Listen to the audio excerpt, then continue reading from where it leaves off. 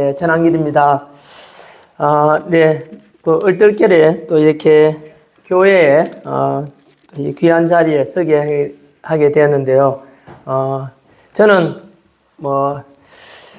아시다시피 외모 찬스나 또는 가난한 농부아들로 자라가지고 부모 찬스 없고 또 스스로도 잘난 거 없다고 생각합니다만은 여러분들 보기에 그래도 이렇게 명성이 알려지게 되고 또 많은 사람들이 영향력을 주게 되는 위치까지 올라오게 된 것은 부모 찬스 없고 외모 찬스 없지만은 단 하나 더 큰 찬스가 하나 있는데요. 저는 크리스찬입니다. 그래서 하나님 찬스로 여기까지 왔고, 그리고 이런 제 어떤 삶을 통해서 제 입을 통해서 행동을 통해 나오는 것들이 더 많은 분들께 하나님 믿으면 이렇게 참 좋다. 그리고 이런 선한 영향이 되는 삶이 될 수 있다에 대해서 증언할 수 있는 그런 사람이 되기를 소망해 봅니다.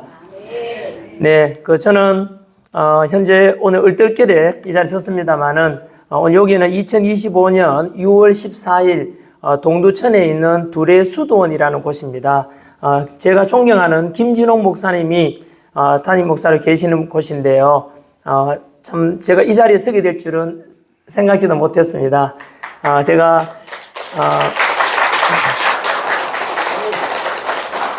김진홍 목사님 하면은 아시는 분들도 아시고 또 정치적으로 또 약간 이래 입장이 다른 곳에서는 많이 욕도 하고 그런 것 같습니다. 하지만 늘 가난한 이웃과 그리고 고아와 그리고 네 이웃을 네 몸과 같이 사랑하라 하시면서 인류 구원하신 예수님께서도 정치적 반대편인 사람들이 십자가에 못 박았지 않습니까? 그래서 의롭고 선한 일을 하지만은 또 반대편에 있는 쪽에서로부터는 비난받을 수 있고 욕먹을 수 있으니까 언제나 공의로운 길을 간다면은 때로는 반대쪽에서 손가락질하고 욕먹더라도 그 길이 옳구나 생각하고 갔으면 좋겠습니다. 저는 이렇게 갑작스럽게 자리에 섰습니다만은 저는 제가 살아오는 길에 간단하게 제가 겪었던 일들을 여러분께 말씀드리고요. 덧붙여서 소망해 본다면은 지난주였죠. 아직은요. 6월 3일 날 대통령 선거가 있었습니다. 아마도 그때 두 후보, 대표적인 이재명 후보를 지지했는 사람들 입장에서는 자기들이 지지했는 사람이 대통령이 되었으니 또 잘 되길 바랄 거고, 또 반대편의 사람도 저도 그렇습니다만은 어차피 뽑힌 대통령이니까 부디 한반도 안보를 잘 지켜주고 한미 동맹 튼튼히 해주고 그래 전쟁 없는 나라 만들어주고 자유민주주의가 잘 지켜지고 그리고 법치와 공정과 상식, 성경 표현을 빌리자면은 정의가 물같이 공의가 마르지 않는 강물같이 흐르는 그런 대한민국을 만들어주기를 바랍니다. 또 이재명 후보를 지지하지 않았던 분들께서는 당연히 또 본인이 지지했는 입장에서인데 낙선했으니까 김문수 후보 지지했는 분 입장에서는 많이 낙심하고 걱정하고 또는 어떤 분들은 잠도 못 이루겠다 이런 분들 계실 줄로 압니다만은 저는 이래 말씀드리고 싶습니다. 지금 오늘 이 자리는 동두천 두레 수도원입니다만은 이 방송은 또 동영상으로 가게 되면은 안 믿는 분들도 많이 보게 될 거고 그래서 모든 분들께 그냥 공감할 수 있는 그런 말씀들을 드리겠습니다.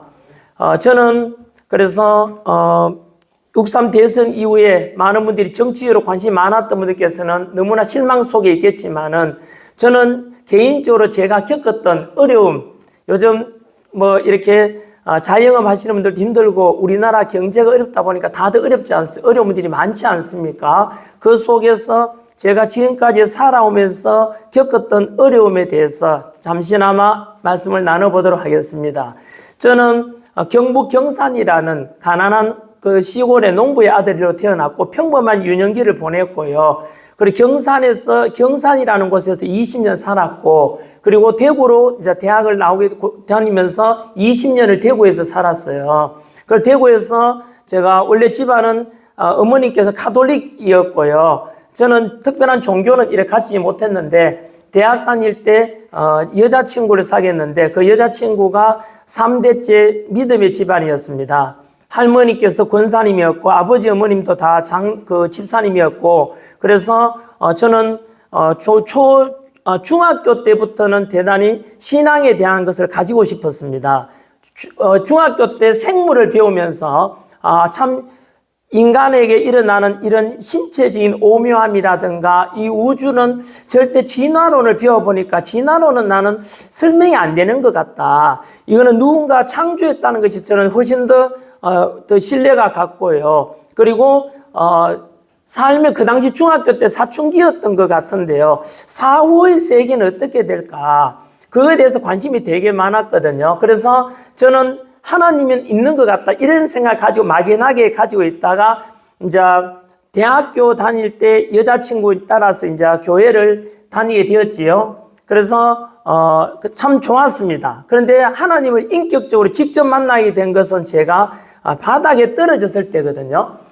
대구에서 제가 대학을 졸업하고 학원 강사 직업을 가지게 돼요. 수능 강의를 했는데 그때 이제 참 인기가 많았어요. 대구에서는 흔히 일타 강사라고 해가지고 스타 강사가 되었는데요. 그때 이제 돈을 좀 이렇게 벌었어요.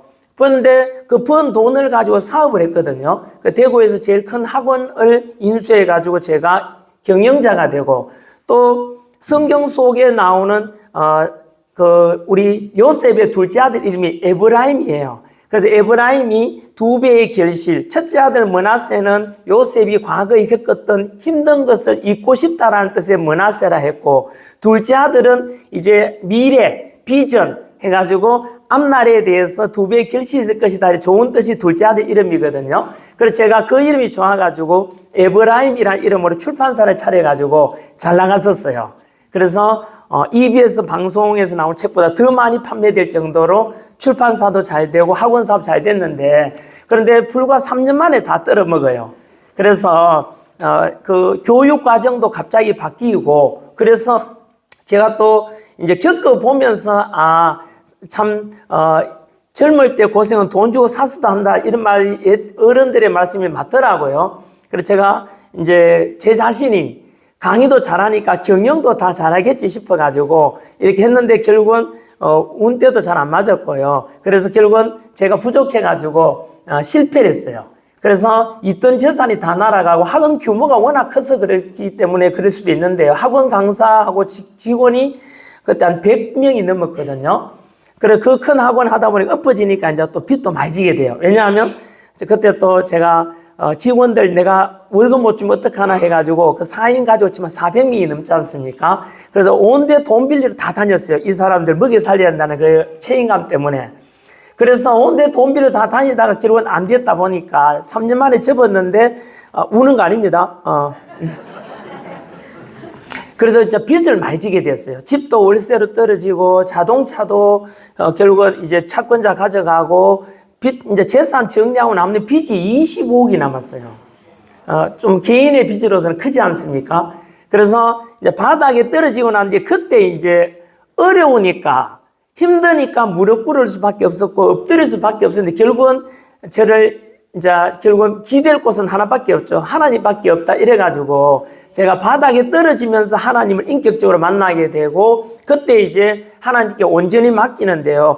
그때 제가 이제 성경을 되게 많이 읽기도 하고 기도도 많이 했는데 그때 제가 저한테 와닿았던 성경 말씀이요. 아마 성경 없는 분들께 한번 읽어 드릴게요. 이런 말씀 욥기인데요. 욥기는 성경 속에 보면은 고난의 상징 인물인데요. 욥기 1장 21절이죠. 이런 말씀이 나와요.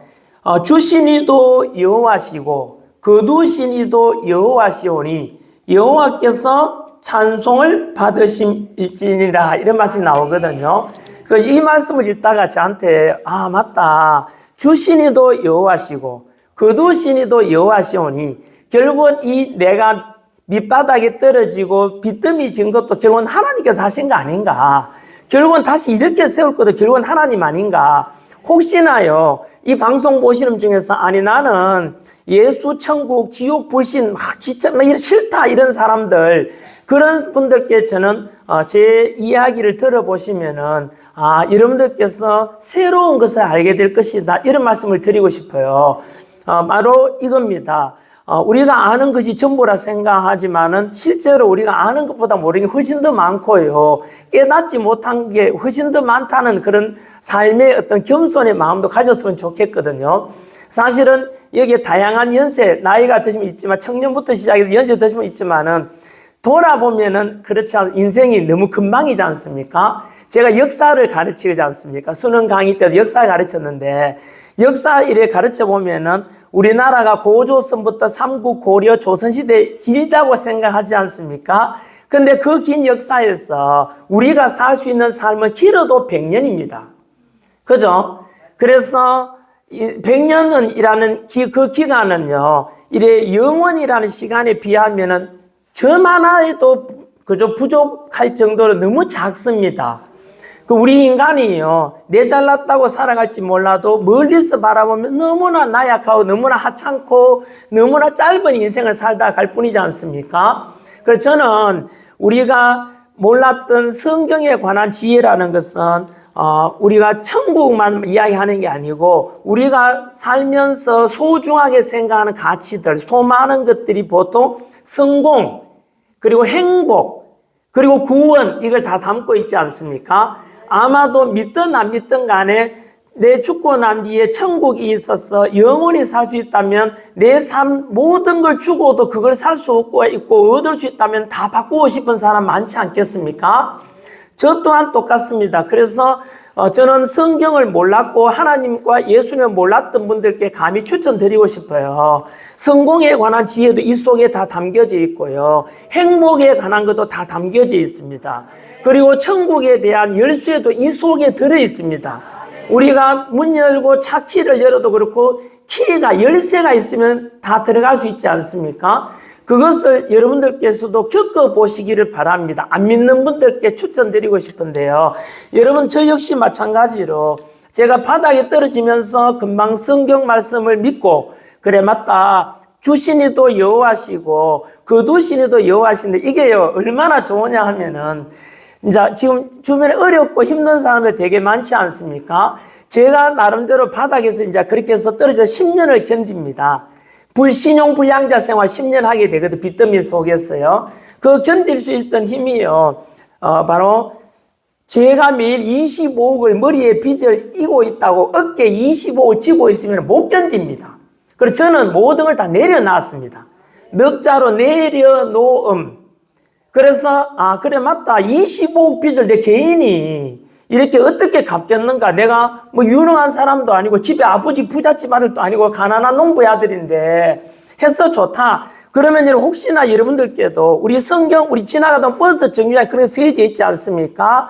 그죠? 바로 힘든 자들이 다 내게로 오라, 내가 너를 쉬게 하리라 말씀처럼 혹시나 삶에서 힘들면은요, 이거는 깊이 하는 게 아니고 하나님 걸 믿고 나면은요, 믿고 맡기고 내려놓으면은 평안을 얻을 수가 있고 또 그 구원도 얻을 수 있다는 말씀을 드리고 싶습니다. 제가 바닥에 떨어질 때 저는 나름대로는 그때 30대 후반이었거든요. 그래서 이런 생각을 했습니다. 특히 청년들께는 제가 이런 말씀 다 드리고 싶어요. 혹시나 지금 실패했다, 치킨집 하다가 망했다, 또는 커피집 하다가 힘들어 자영업 지금 접었다, 눈앞이 캄캄하고 머리가 하얗고 아무 생각이 없다, 술에 찌들어 있다, 내 인생 탓하고 있다, 부모 탓하고 있다, 힘들고 지친 분들, 또 선거에 이번에 지지했던 후보가 떨어져가지고 나는 대한민국 살기도 싫고 이민 가고 싶다, 이런 분들이 있다면은 저는 이 말씀을 드리고 싶어요. 저는 그 힘들고 지치고 이런 것을 청춘들에게는 이 말씀 드리고 싶어요. 뭐냐면 제가 바닥에 있을 때도 30대 후반이었으니까 80인생 살아도 사실은 절반, 마흔도 안 됐으니까 축구로 따진다면 전반전이지 않습니까? 그 청년들에게는 그 말씀도 한번 드리고 싶어요. 모든 성부는 후반에 나지 않습니까? 다만 바닥에 떨어졌을 때 세 가지는 간지 기준을 잡아라, 이런 말씀을 드리고 싶은데 제가 바닥에 떨어졌을 때 세 가지 기준을 이렇게 잡았거든요. 첫 번째는 스스로를 타락시키지 마라, 이게 기준입니다. 김진홍 목사님의 표현입니다. 저는 이제 잠깐 드리면 김진홍 목사님에 대해서는 인연이 좀 깁니다. 김진홍 목사님은 저를 오랫동안 몰랐지만 저는 학원 강사 시작하면서 30세 정도 될 때니까 한 25년 전부터 알았어요. 그때 한 제자가 저한테 찾아와서 전항희 선생님 수업 듣고 있는 제자인데 전 선생님 이야기하는 거랑 이런 게 제가 아는 김진호 목사님이라고 계시는데 정말로 참 추천드리고 싶은 훌륭한 분입니다 하더라고요. 그래서 제가 그 당시에는 카세트 테이프예요. 우리 녹음기에 넣는 카세트 테이프로 설교 말씀을 이렇게 매주마다 보내주거든요. 신청하면은. 그리고 그 제자로 추천받아가지고 카세트 테이프를 매주 듣고 그 뒤로는 CD 플레이어 동그란 거 있지 않습니까? 그걸로 매주 받아 듣고 하다가 너무 말씀이 귀하고 저에게 좋았습니다. 특히 청년의 나이 때 좋았던 거는 김진호 목사님이 늘 강조하는 게 비전, 바로 개척 정신, 파이오니아 정신, 그리고 흔히 넉마주의라 하거든요. 김진호 목사님께서는 이런 목회 활동을 처음에 청계천 빈민선교를 했어요. 가난한 자들과 함께 했지 않습니까?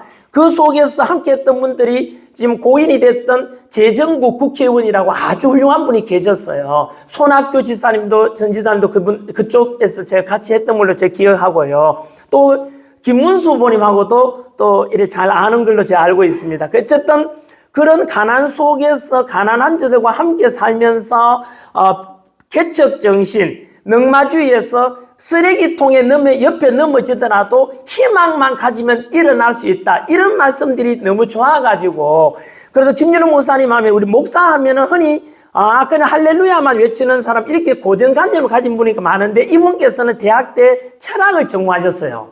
그러니까 철학 속에서 당신께서 겪었던 가난과 또 이런 것이 믹스돼 가지고 이제 올바른 신학관까지 접목돼 가지고 주는 말씀이 너무 귀했어요. 너무 클래스가 높아 가지고 제가 그래서 저는 이렇게 흔히 이야기해요. 청년들한테 전환길은 택도 아닌 인물인데 전환길이가 이렇게 명성이 높아진 것은 첫 번째는 하나님 만났기 때문이고 하나님 찬스라 그랬고 두 번째는 김진호 목사님을 만나면서 한 25년간 계속 듣다 보니까 저도 닮아가지 않겠습니까? 큰 바위 얼굴을 배우고 닮으려고 하면 따라가는 것처럼요. 그래서 저도 그래서 많이 업그레이드가 돼가 요즘은 제 제자들한테도 김진호 목사님을 추천 많이 합니다. 요즘은 유튜브 공짜지 않습니까? 그래서 니도 업그레이드 한번 하고 싶나? 그러면은 김진호 목사 하나님 말씀 믿고 그래서 김진호 목사님 설교 말씀 자꾸 들어봐라. 그러면은 네 삶의 클래스가 올라갈 것이다. 이런 이야기 하거든요. 그래서 제가 아까 돌아가서 바닥에 떨어질 때 세 가지 기준 중에 첫 번째가 스스로를 타락시키지 마라. 이게 기준입니다. 보통 우리 사업하다가 엎어지면은 보통 신세 탓하고 부모 탓하고 마누라 탓하고 해서 결국은 술 퍼마시고 운명 탓하고 이래서 결국 몸이 망가지면 못 일어나요. 술, 담배, 술 마시면은 그 당시는 좀 고통 해결될지 몰라도 결국은 해결되는 게 하나도 없습니다. 몸이 망가지면은 아무것도 안 되지 않습니까? 우리 흔히 하는 이야기로 성공하기 위해서 또는 행복의 조건이 무엇인가 물으면 행복의 조건의 90% 이상이 다 건강입니다. 몸 아픈데 뭐 돈이 뭐 필요합니까? 몸 아프면 자식이 뭐 필요합니까? 죽음 앞에 가면 더 하겠지요? 죽음 앞에 가면 자식이고 권력이고 돈이고 다 필요 없지 않습니까? 그것처럼요. 그래서 행복을 위해서는 90% 이상이 다 건강이니까 무조건 건강해야만 된다. 그리고 나서는 이제 돈도 물론 중요하겠죠. 그죠? 그래서 저는 바닥에 떨어질 때 스스로를 타락시키지 마라 해가지고 건강 관리를 철저히 했어요. 그래서 이래 술 퍼마시고 타락하지 않고요. 건강 관리하면서 요거는 제가 시간 관계상 유튜브 검색하면 나오는데 인생 10계명을 제가 정합니다. 도산한 창호 선생님이 늘 일관되게 민족과 국가와 청년들을 위해서 사셨는데 그렇게 살 수 있었던 이유가 무엇인가 하면 도산한 창호 선생도 역시 믿음의 우리 선배거든요. 그분께서도 매일 아침에 일어나면은 하루를 묵상을 하고 시작을 해요. 거기서 제가 아이디어를 얻어가지고 그 도산한 창호 선생 추천해 준 분도 김진호 목사님입니다. 그래서 또 저도 마찬가지로 인생 사는데 기준이 있어야 되겠다 싶어 인생 10계명을 정해요. 그 인생 10계명은요, 제가 지금 정한 지가 25년 지났거든요. 그 돌아보니까 정말로 잘 만든 거예요. 이거는 제가 자랑하려고 하는 게 아니고 그 10개 말씀을 돌아보면 1분간 제가 읊어드릴게요. 요걸 유튜브에 있으니까 나중에 검색해 보시면 돼요. 첫 번째가 복 있는 사람은 악인의 길을 좇지 아니하며 죄인의 길에 서지 아니하며 오만한 자의 자리에 앉지 아니하고 오직 여호와의 율법을 주야로 묵상하는 자로다. 두 번째, 지혜로운 자는 시간을 아끼느니라. 게으른 자의 길은 가시울타리 같으나 정직한 자의 길은 대로니라. 셋, 물어 더러운 말은 너 입 밖에 내지 말고 오직 덕을 세우는데 소용되는 대로 선한 말을 하여 듣는 자들의 은혜를 끼치게 하라. 넷, 분을 쉽게 내는 자는 다툼을 일으켜도 노하기를 더디하는 자는 시비를 그치게 한다. 다섯, 지혜로운 자는 아버지를 즐겁게 하여도 미련한 자는 엄마를 업신여긴다. 여섯, 적은 소득이 의를 겸하면 많은 소득이 불의를 겸한 것보다 낫다. 일곱, 너의 마음을 다하여 여호와를 의뢰하고 네 명철을 의지하지 말라. 여덟 번째, 항상 기뻐하라. 쉬지 말고 기도하고 범사에 감사하라. 아홉 번째, 사랑으로 가르치라. 사랑이 없으면 소리나는 꽹과리에 불과하다. 열 번째가 대장부는 소인배와 논하거나 싸우지 않는다. 오늘 하루 다른 사람을 위해서 무엇을 할 것인가? 이렇게 묻고 시작을 해요. 그래서 요 인생 10계명을 요 방송을 보시는 청년들이 계시다면은 꼭 가져가서 매일 묵상하면은요, 이게 10가지가 되게 잘 만들었다 그랬잖아요. 저는 부족한데 그 10가지 말씀입니다. 성경 속에 나오는 잠언서나 시편에 나오는 이런 말씀들을 항목별로 뽑았습니다. 첫 번째 인생 10계명이지. 이 첫 번째가 복 있는 사람은 악인의 길을 좇지 아니하며 죄인의 길에 서지 아니하며 오만한 자의 자리에 앉지 아니하고 오직 여호와의 율법을 즐거워하여 그 말씀을 주야로 묵상하는 자로 되게 10편 1편입니다. 인생 10계명이니까 저한테 1편이니까 이게 기준입니다. 두 번째는 정직에 관한 것, 성실에 관한 거고요. 세 번째가 바로 말에 관한 것. 무려 더러운 말은 너 입 밖에 내지 말고 오직 덕을 세우는데 소용되는 대로 선한 말을 하여 듣는 자들 은혜를 끼치게 하라. 네 번째는 청년들에게 혹시 성질 급하고 화 버럭버럭 내는 청년들한테 꼭 저도 그랬습니다. 그래가 네 번째가 감정 절제에 관한 거거든요. 분을 쉽게 내는 자는 다툼을 일으켜도 노하기를 더디하는 자는 시비를 그치게 한다는 말씀이고요. 다섯 번째가 효도에 관한 거고요. 혹시나 여러분 청년들 중에서 저는 늘 이야기합니다. 저희가 어릴 때요, 아버지 어머니가 너무 가난해가지고 아버지 어머니께서 학교에 오는 걸 싫어했어요. 친구들 보는데 부끄러워가지고. 그래가지고 제가 한 번은요, 제 어머니께서 우연히 이소부화처럼 그런 말씀 하셨거든요. 가난한 어떤 아들이 있었는데 친구를 집에 데리고 왔대요. 그래서 왔는데 친구가 갑자기 야, 저 안에 노인네 누구냐 물으니까 이 아들이 당황해가지고 몰랐는데 안에 엄마 계셨던 거예요. 그런데 막 너무 초라하게 보이니까 친구 듣는데 신경 쓰지 말라고, 우리 집에 저 가정부 파출부니까 신경 쓰지 말라고. 근데 그 엄마가 안에서 그 이야기 듣고 나가서 자살했다 그래요. 그런데 그때 여러분 그게 저한테는 너무 큰 충격이었던 게 바로 그 어머니를 죽게 하는 그 엄마를 무시하는 그 아들의 모습이 바로 저의 모습이었어요. 저도 역시 저희 아버지 어머니는 초등학교도 전에 못 다니셔가지고 또 물론 그 당시에는 이제 집안이 가난해가지고 그런 집안이 많았고 그렇지 않습니까? 가난한 집도 많았지만 그래도 저는 친구들한테 저희 아버지 어머니가 학교에 나타나는 이런 게 싫었습니다. 저희 집이 초가집이라서 저희 학교 친구들이 저희 집에 와본 애들이 아무도 없거든요. 그래서 제가 아버지 어머니에 좀 그런 측면이 있었어요. 그런데 그때 저희 어머니 말씀 듣고 아이고 내가 우리 엄마를 죽일 뻔했구나 속이 생각이 들어서 그날 이후로 저는 생각을 바꿉니다. 보십시오. 재난길이가 아무리 잘 되고 또는 여러분들이 아무리 잘 돼도 부모보다 그게 다 하나님 믿는 분은 하나님 은혜고 부모님 은혜 덕분 아니겠습니까? 그 부모보다 더 높이 올라갈 수는 없지 않겠습니까? 그래서 저는 인생 10계명의 다섯 번째를 효도로 넣었거든요. 그래서 지혜로운 자는 아버지를 즐겁게 하여도 미련한 자는 엄마를 업신여긴다 이렇게 넣었고요.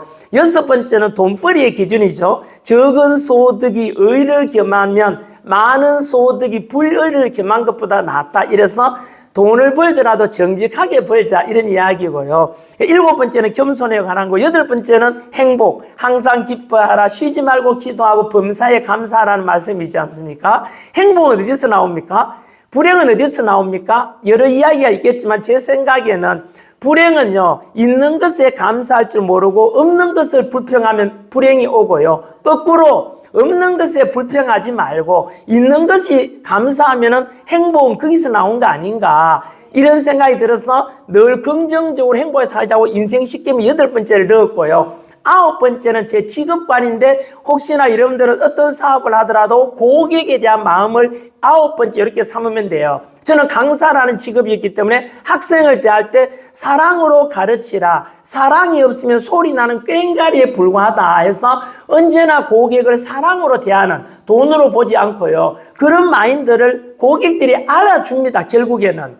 10번째는 대장부는 소인배와 논하거나 싸우지 않는다. 오늘 하루 다른 사람을 위해서 무엇을 할 것인가? 이렇게 묻고 시작을 하는데요. 요 말씀들은 제가 성경 속에서 항목별로 이렇게 뽑아온 건데 혹시나 이 제 영상 보시는 분 중에서도 이 인생 식기미 유튜브에 있으니까 꼭 가져가셔가지고 사용하면은 많이 달라질 겁니다. 왜냐하면 우리 인생사도요. 연세 드신 분 아시겠지만은 바다를 항해하는 배하고 똑같아가지고 배가 항구 목표를 찾아갈 때는 나침반이 있어야 되고 밤에는 등대가 있어야 되지 않습니까?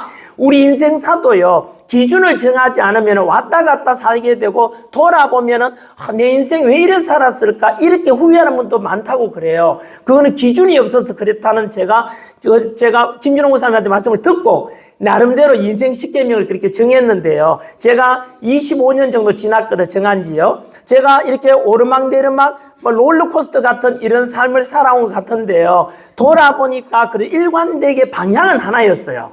그게 바로 인생 10계명 덕분이었다 해서 매일 아침에 제가 일어나면 오늘도 그랬습니다. 여기에 동두천에 오기 전에 제가 일찍 일어나서 목욕 제기하면서 우리 성경에 나오는 주기도문을 먼저 외웁니다. 주기도 먼저 묵상한 뒤에 제 인생 10계명을 묵상하고 오늘 하루 다른 사람 위해서 무엇을 할까 이렇게 묻고 시작하는데 제가 겪어보니까 괜찮았습니다. 요게 제가 바닥에 떨어졌을 때 첫 번째 기준입니다. 스스로를 타락시키지 마라 해서 인생 10계명 성경 말씀을 가운데 딱 담았고요. 두 번째는 지켜야 될 기준이 가정을 지켜라. 이게 두 번째 기준이었습니다.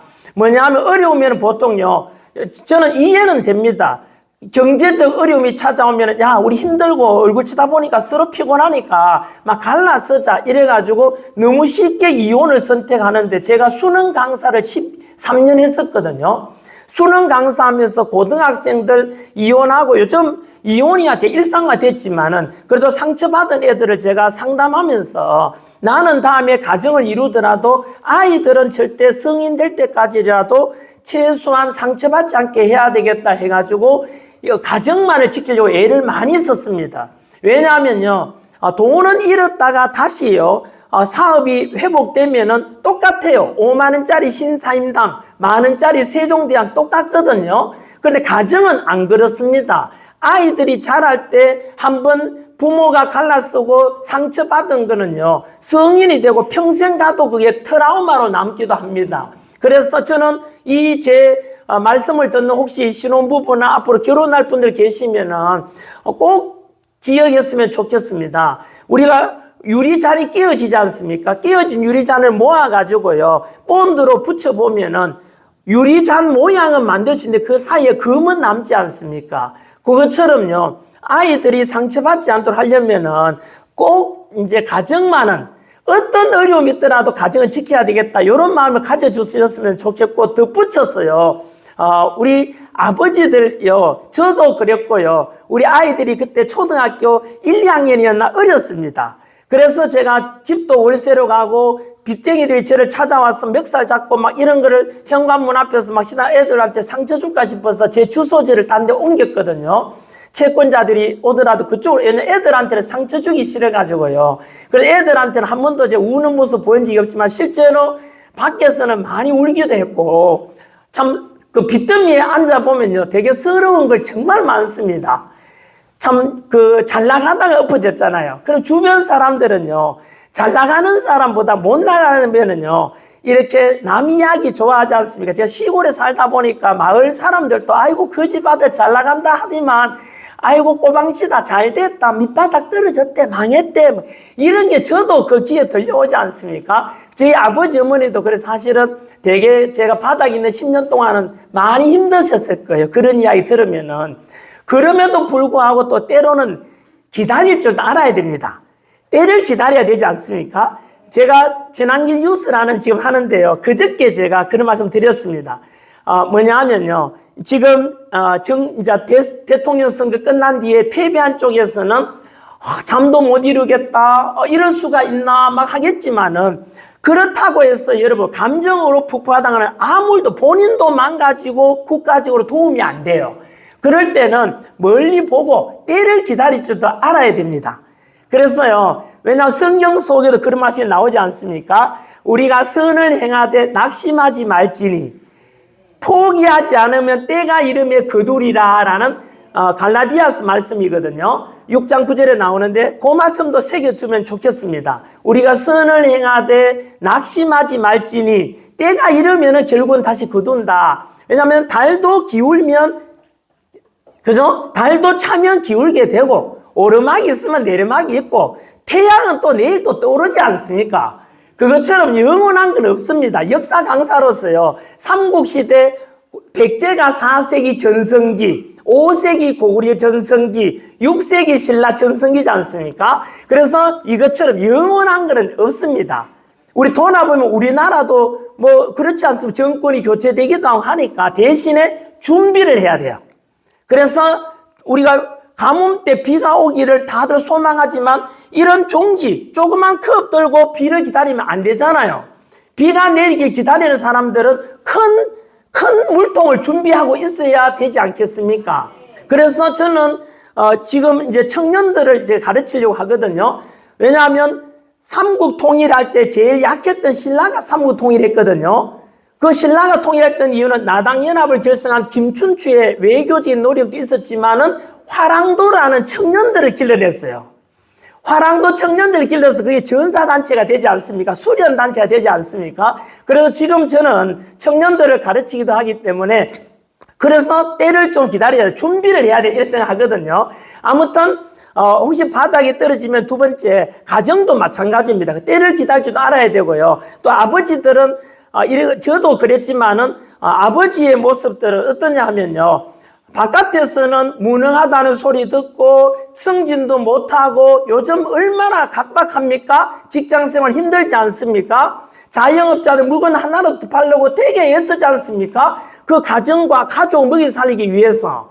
하지만 그 아버지의 힘든 모습, 집에 들어왔는데 바깥에서는 무능한 소리 들어도 안에 들어왔는데 우리 아빠 최고다. 그래 여보 당신이 우리 가정 위해서 이렇게 애쓰는 거 참 고맙다. 이렇게 남편을 알아주는 아내가 있고 아버지를 알아주는 아이들이 있으면 그 아버지는 밖에 나가서 뼈가 으스러지는 한이 있더라도 그 가족과 가정을 지키려고 할 겁니다. 그런데 집에 들어왔는데 당신 아버지 우리한테 해준 게 뭐 있나? 당신 무능하다. 이런 소리 들으면은 그 아버지는 기댈 곳이 없지 않습니까? 그래서 부디 집에 보이는 그 아버지의 모습이 다가 아닙니다. 아이들과 남자는 또 그런 면도 있지 않습니까? 밖에서 무능하다는 소리 듣고 상처받은 걸 집에 와서 애들한테 어떻게 그 낱낱이 이야기 다 하겠습니까? 속으로 삼키지 않습니까? 그게 아버지의 이름입니다. 저 역시 마찬가지로 아이들에게 한 번도 들키지 않았습니다. 정말 표 안 냈거든요. 제가 가장 어려웠던 걸 어떻게 알게 됐냐 하면은 제가 그 밑바닥 생활 10년 하다가 서울로 올라옵니다. 대구를 떠나가지고 서울로 와서 이제 공무원 학원에 노량진에서 강의를 해가지고 이제 빚을 다 갚아요. 이제 말씀드리겠지만은 그래서 이제 결혼한 지 17년 만에 집들이를 처음 했어요. 서울에 와서 빚 갚고 집을 샀는데요. 그 집들이 할 때 이제 저희 아버지는 그 사이에 돌아가셨고 어머니하고 2남 3녀 형제니까 조카들까지 보니까 20명 가까이 됐거든요. 집들이 하는데 다 모여서 갑자기 막 저희 어머니와 형제들이 울고 막 그랬어요. 이거 기적이다. 네가 맨날 하나님 갖는 진짜 하나님 있는 모양이다. 어떻게 네가 빚더미 있다 이렇게 성공할 수 있냐. 진짜 막 그래서 저희 어머니가 막 울고 하는데 그때 저희 아이들이 충격 먹었어요. 갑자기 울고 하니까 이거 도대체 뭔 일이고. 그때 저희 어머니께서 이야기하셨어요. 너 몰랐나? 너가 아버지 죽다가 살았는데 몰랐나? 우리 아이들은 몰랐습니다. 진짜요. 그래서 물론 이제 자동차도 좋은 거 채권자 가져가고 하니까 제가 애들한테 긍정적으로 이야기했죠. 야, 큰 차 그거 뭐 필요하냐.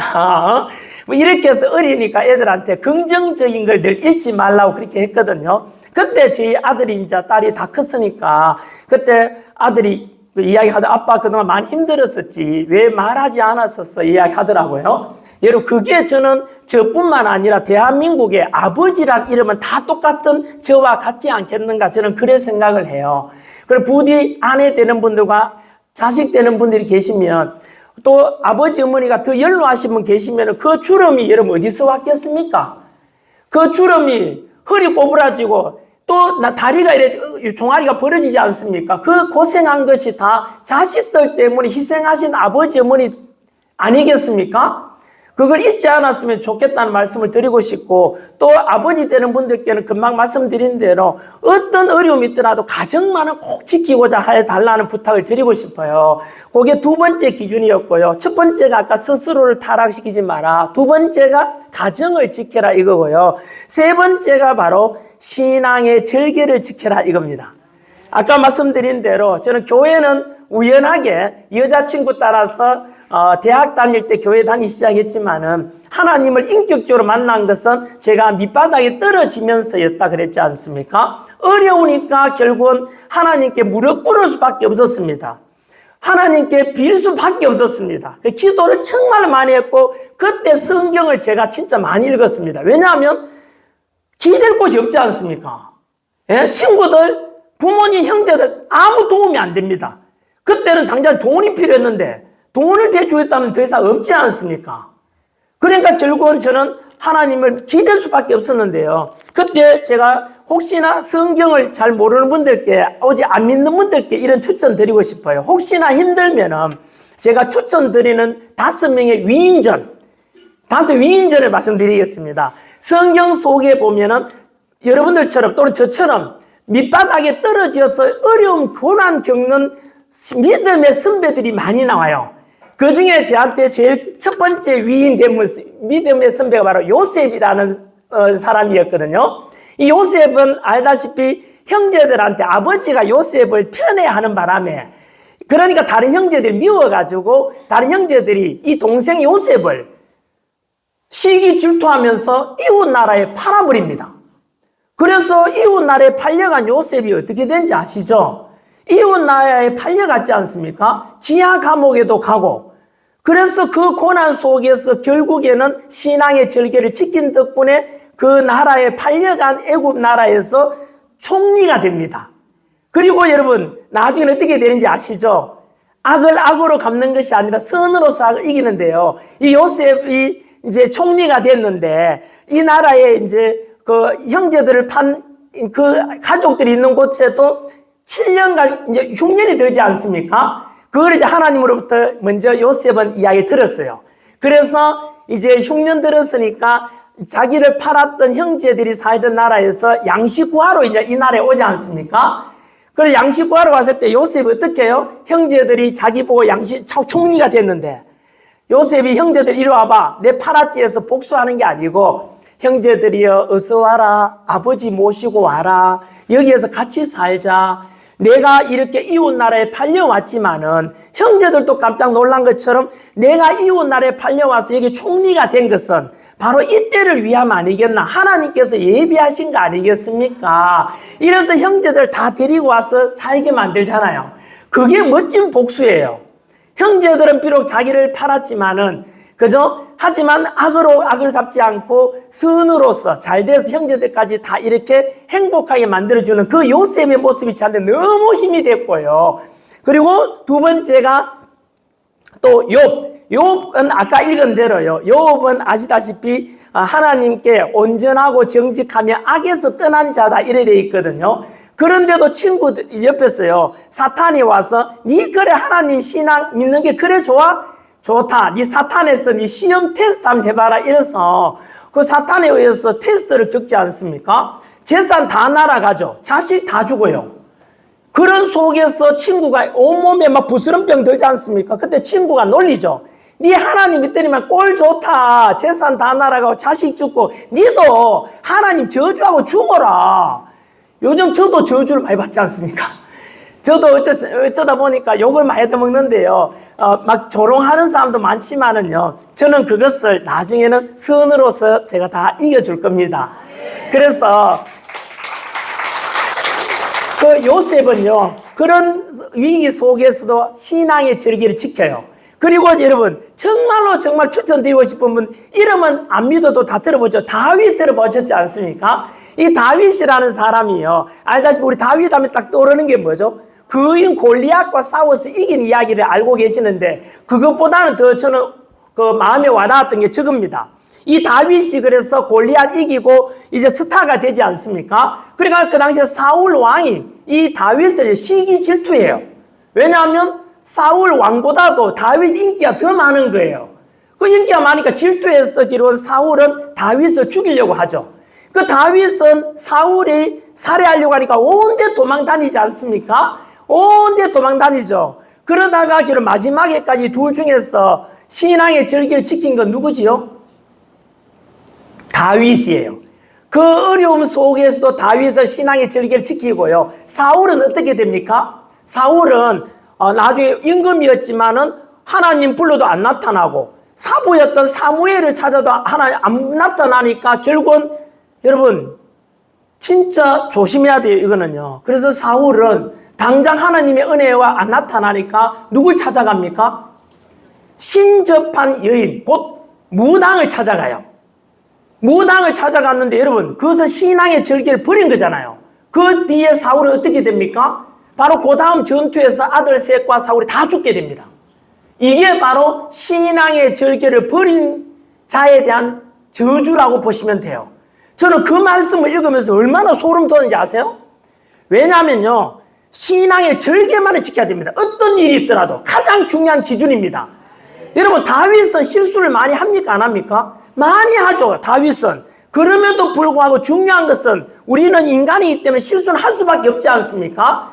자그마한 실수 가지고 바라바락 할 게 아니라 본인도 죄 없는 자 먼저 돌로 쳐라 하면 우리가 죄 없고 실수 없는 사람 어디 있습니까? 그래서 그러면서도 중요한 것은 뭐냐면 다윗은 끝까지 마지막에는 언제나 무릎 꿇고 하나님에 대해서 신앙의 절개만을 지킵니다. 우리가 실수하고 또는 잘못을 저지르고 죄를 저지르다도 언제나 하나님을 대한 신앙만큼은 지켜야 한다는 교훈을 저는 얻고 싶습니다. 여러분 그래서 저 역시 마찬가지로 제가 수능 강사하면서 학생들한테 뭐라고 했는지 아세요? 너희들 청년의 나이 때는 절대 로또 복권 그거 사지 마라 알았지? 왜냐면 로또 복권 그거는 나이 들어가지고 심심풀이로 재미 삼아서 사는 것이지 청년의 나이 때는 내가 흘린 땀, 내가 노력한 것에 대한 정직한 결과를 기대하는 것이 장래성 있는 청년이다. 제가 이런 이야기 하거든요. 그렇게 해서 절대 제가 로또 사는 청년은 장래성이 없다라고 해놓고 밑바닥에 있을 때 제가 로또를 삽니다. 왜냐하면 그날 제가 너무 선명하게 기억나는데 돈 구하러 다니다가 돈을 못 구해가지고 참 실망해서 도로를 이렇게 터벅터벅 걷고 있는데 로또 명당 이런 게 보이더라고요. 그래서 제가 로또를 그때 생애 처음으로 샀어요. 그래가지고 로또를 사가지고요. 이거 참 부끄럽지만은 얼마나 간절히 했는지 아세요? 성경 펴놓고 로또를 넉 장이를 사가지고요. 성경에 탁 올려놓고 무릎 꿇고 이 기도를 그렇게 했습니다. 하나님 아버지 제 어려운 거 아시지 않습니까? 제발 이거 진짜 저 솟아날 돈은 한 번도 못 구하고 이번 달에도 돈 갚아야 되는 하나님 아시지 않습니까? 제발 이거 당첨되게 해주세요. 하나님 전지전능하다고 하셨죠? 숫자 7개 쉽죠? 하나님 그죠? 전지전능한데 뭐 숫자 7개 이거 쉽잖아요. 좀 당첨되게 해달라고 해서 기도를 그렇게 했는데 당첨됐을까요? 안 됐을까요? 됐어요. 그 주말에 5,000원짜리 하나 됐어요. 그래가지고 그 돈으로 또 로또를 샀어요. 그래가지고 그 다음 주에 샀는데 그 다음에는 안 되더라고요. 근데 그때 사면서는 사실은 그때는 마음이 이제 반반이었어요. 이건 아닌 것 같다. 이건 아닌 것 같다 생각도 저도 좀 들었어요. 왜냐하면 요즘 만약에 혹시 여러분 중에서도 내가 어려웠을 때 로또를 샀는데 당첨돼가 빚 다 갚고 내가 재기했다는 그런 분이 있으면은요. 여러분 그렇게 해서 내가 신께 빌었는데 로또 당첨되게 해가지고 내가 회복되었다 하면 그 신은 선한 신은 아닐 겁니다. 여러분 예를 들어서 저라고 생각해 보세요. 제가 만약 그때 로또 당첨돼 가지고 이 자리에 섰다면 여러분한테 제가 뭐라고 이야기해야 돼요? 하나님 필요 없습니다. 로또가 최고입니다. 로또 당첨되면 다 해야 되거든요. 여러분 이게 어느 누구에게 선한 영향력이 되겠습니까? 이런 이야기를 듣고 자기 자식한테 이런 자식한테 이야기해 줄 수 있겠어요? 니 어려워? 로또 사라 알았지? 여러분 이거는 옳지 않아요. 그래서 저도 그때 그래서 그 다음부터는 지금까지 다시는 로또를 안 사고 다시 신앙의 절기를 지켜야 되겠다 해서 하나님께 다시 돌아오는데 하나님께서는요 그렇게 해서 제가 다윗, 욥, 요셉 또 이웃 나라의 포로로 끌려갔지만 신앙의 절기를 지킨 다니엘 이런 다니엘이라든가 그 다음에 모세 이런 신앙의 절기를 지킨 사람 있지 않습니까? 너무 저는 저에게 큰 힘이 됐거든요. 언제나 신앙의 절기만은 꼭 지키면은요 하나님은 언제나 우리가 때가 되면 그때에 대해서 이제 응답해 주십니다. 여러분 내가 가는 길을 그가 아시나니 그가 나를 단련하신 후에는 내가 순금같이 되어 나오리라. 이게 제가 바닥에 있을 때 가장 큰 용기가 되는 말씀 욥기입니다. 그것도 역시 여러분 뭐냐 하면요 아까 말씀드렸던 믿음의 선배들 있죠. 그분들이 하루아침에 다 성공한 게 아니에요. 요셉은 이웃나라 형제들한테 팔려갔잖아요. 총리가 되기까지 17에 팔려가서 30에 총리가 되니까 13년간의 밑바닥 생활했던 거예요. 그리고 다니엘은 70년간의 포로 생활을 견뎌냅니다. 다윗은 사울이 죽이려고 해서 아둘람 굴이라든가 온데 도망다니지 않습니까? 생명 위협을 느끼면서. 욥도 마찬가지 아닙니까? 전 재산이 날아가고 자식까지 다 죽음에도 불구하고 우리 같으면은 아이고 나 하나님 안 믿을란다. 뭐 하나님 이럴 수가 있나라고 하겠지만은 여러분 그렇지 않습니다. 우리가 생각할 때는 하나님 왜 이러지? 이번 대통령 선거 이거는 왜 이러지? 이건 하나님 아닌 것 같다라고 하지만 여러분 시간 지나보면 압니다. 하나님은 언제나 옳습니다. 하나님은 완벽합니다. 실수가 없으십니다. 그래서 저는 좀 크게 보고 멀리 보고 가자. 왜냐하면요 여러분 우리가 이렇게 한번 물어보고 싶습니다. 신앙을 가지신 분들께 여쭙고 싶어요. 우리 혹시 청년들한테 물어보고 싶어요. 기도를 하면 그러면은 여러분 우리 기도를 하게 되면 기도 내용을 바로바로 다 응답해 주나요? 혹시 그런 사람 있어요? 나는 기도만 하면 다 들어주더라.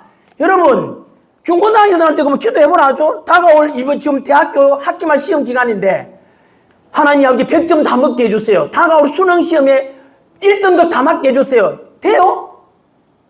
있어요? 여러분 기도는 그게 아닙니다. 기도라는 것은 내 원하는 걸 내가 원하는 시점에 내가 원하는 방식대로 들어주는 것이 기도가 아니에요. 하나님은 우리가 생각지 않은 방법 우리가 생각하는 해결책은 이번 대통령 선거에 김문수 후보 됐으면 좋겠다. 윤석열 대통령 탄핵 안 됐으면 좋겠다. 이게 우리의 소망이라면 하나님은요 우리와 전혀 다른 방법 우리가 생각하는 방법 해결책 하나라면 하나님은 우리가 생각지 않은 수천 가지의 다른 해결책을 가지고 계시는 겁니다. 그것을 꼭 믿으셔야 됩니다. 그것은 지나보면 알게 됩니다. 그 당시에는 우리가 이해가 되지 않습니다. 여러분 우리가 아까 기도할 때요 우리가 원하는 내용을 그 당시에 그 방법으로 다 들어준다면 그렇게 된다면 이 지구는 하루를 지나지 않아서 종말을 맞이할 겁니다. 예를 들어서 자 올림픽에서 A나라 B나라가 지금 축구 경기를 해요. 국가대표끼리 A팀 하나님 제발 우리 나라 이기게 우리 팀 이기겠어요. B나라에 그러면 하나님 헷갈리잖아요.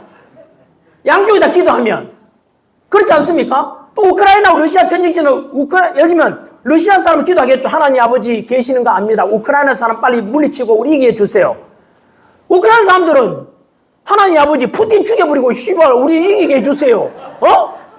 여러분 이렇게 한다면 우리 기도하는 내용을 다 들어준다면 이 지구는 하루를 못 넘겨 종말을 맞이하겠지요. 하나님 러시아 푸틴 다 죽여버리고 러시아 죽여주세요. 우크라이나 다 죽여주세요.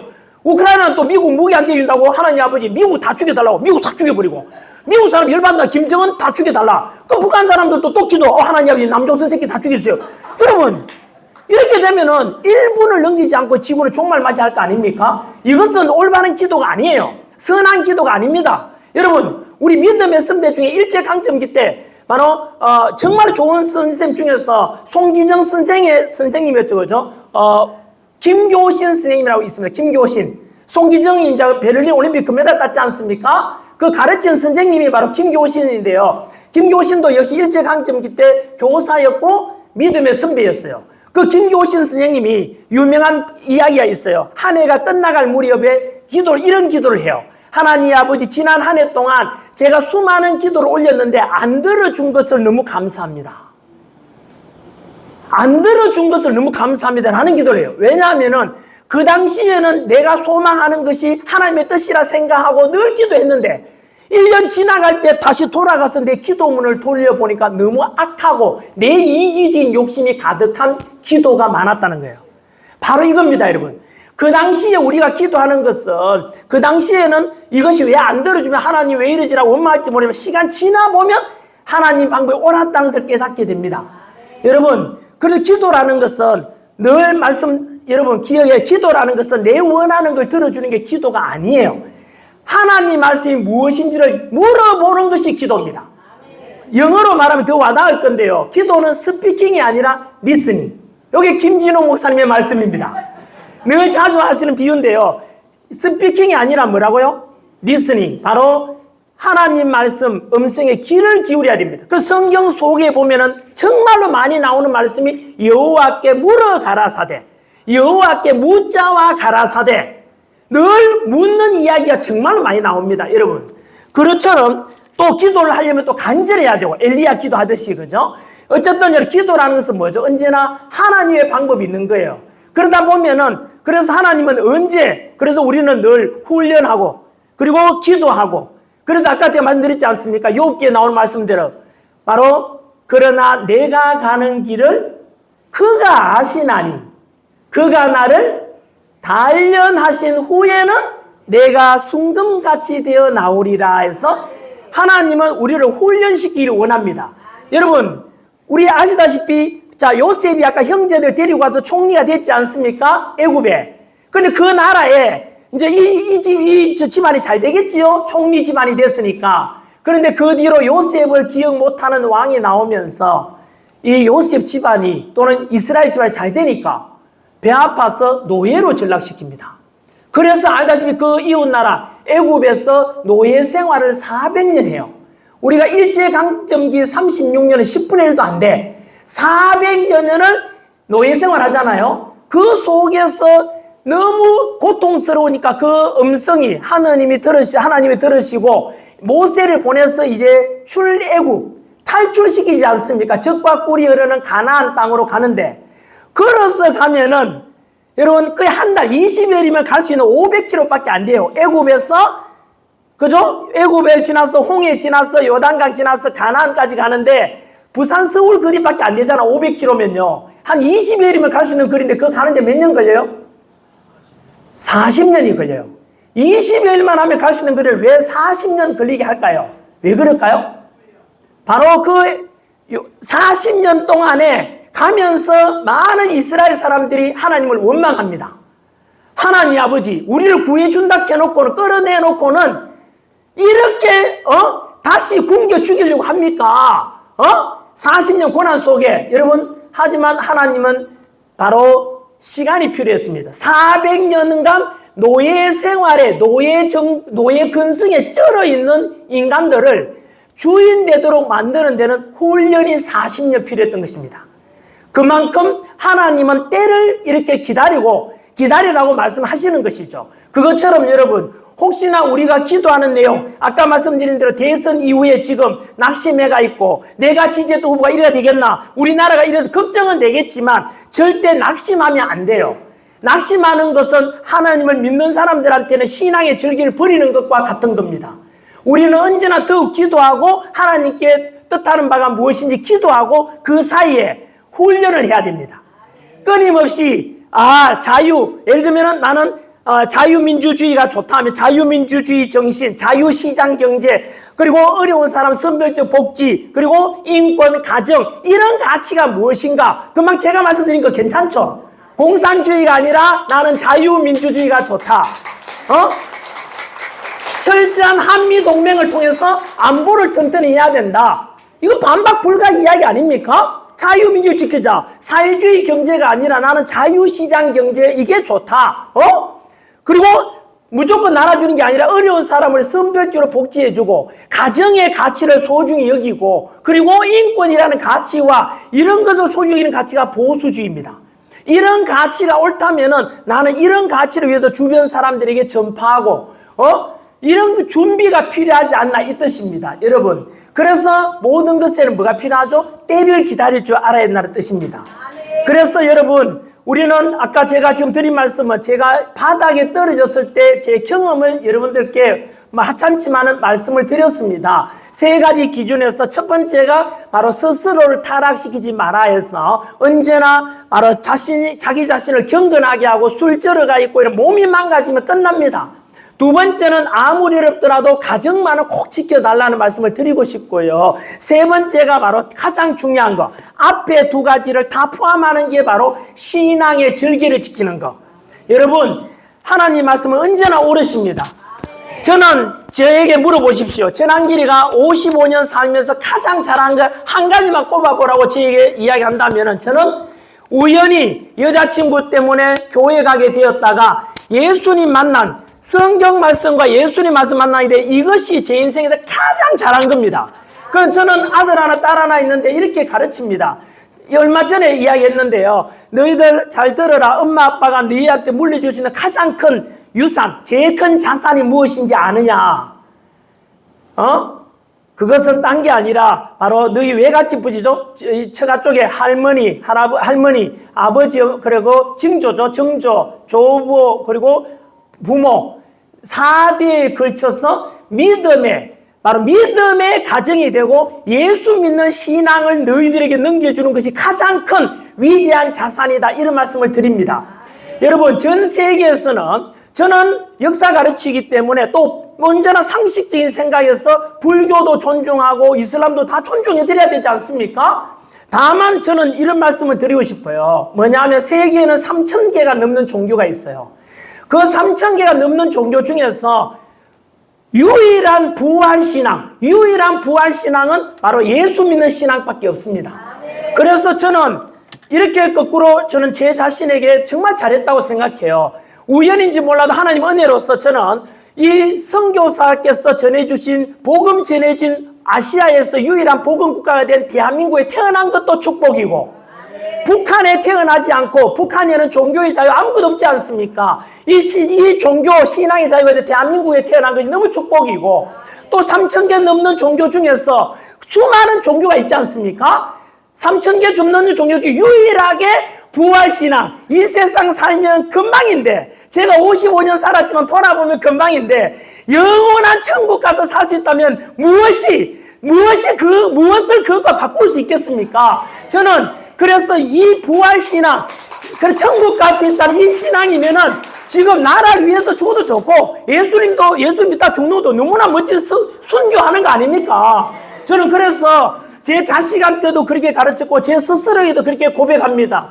혹시라도 이 영상 보시는 분 중에서 우연히 나는 교회 안 다니고 예수만 모르겠다고 하시는 분들은 오늘 전환기를 통해서 한번 생각을 바꿔보십시오.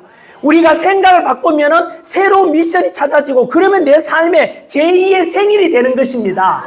저는 아까 말씀드린 대로 제 인생에서 가장 잘한 것이 딱 하나를 꼽는 게 우연히 교회에 가게 되고 예수님 만나게 된 것이 저한테는 가장 큰 축복이었고 너무나 잘한 일이라고 말씀드렸지 않습니까? 여하튼 제가 신앙 절개를 지킨 덕분에 하나님 은혜 덕분에 제가 서울에 올라왔는데 10년 밑바닥 생활인데 서울에 올라오고 난 뒤에 기적적으로 일이 또 회복됩니다. 제가 딱 올라오자마자 무슨 일이 발생하는지 아십니까? 전환길이 어떻게 해서 회복되었느냐? 노량진 공무원 강의로 바꿨는데요. 올라오자마자 그때가 MB 정부 때였어요. 제가 올라오자마자 제가 역사 강의를 하지 않습니까? 한국사를 가르치는데 제가 노량진에 공무원 강의 딱 진출하니까 없었던 시험에 한국사 과목이 없었는데 소방관 시험에 한국사가 생겨요. 순경 시험에 한국사 과목이 없다가 제가 딱 올라오니까 생겨요. 정말입니다. 그리고 국어 공무원이 가장 수험생이 많은데요. 국어 공무원 시험에 전공 과목이란 행정부, 행정 이런 건 선택으로 바뀌고 제가 가르치는 한국사가 필수가 돼요. 그리고 군무원 시험이라고 있거든요. 그 시험에도 한국사가 너무 중요해지고 그래서 결국에는 제가 참 놀랍게도 어려울 때 꿈을 꿨는데 우연히 바닷가에서 그때 너무 힘들 때인데 굶주려가지고 제가 하나님 아버지 진짜 굶어 죽을 것 같아. 뜨거운 떼약볕에서 바닷가에서 기억나요. 제가 죽기 직전에 하늘에서 치킨, 요즘 우리 집으로 치면 그런 것이 막 떨어져가지고요. 제가 풍요롭게 먹었는데 그 성경 속에 나오는 바로 만나와 메추라기를 주는 것 같다니. 그래서 그 뒤로 실제로 제가 노량진에 올라와가지고 그래서 밑바닥에 있다가 제가 그 25빚을 다 갚습니다. 수강생들이 넘쳐납니다. 수강생들이 넘쳐나가지고 제가 그때 반칙하느냐. 저는 정직이 제 생명 아닙니까? 그래서 반칙하지 않고 정말로 기적이 많이 일어나요. 제가 한 100페이지짜리 책을 개발하거든요. 그 얇은 책에서 10년간 다 적중합니다.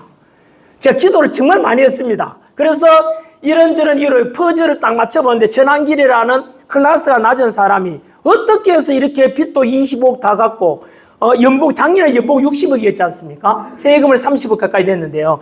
이렇게 될 수 있는가 하면은 저는 바로 그 마지막 퍼즐에 하나님 또는 같은 말이죠. 예수님 딱 집어넣으면 다 맞아 들어갑니다.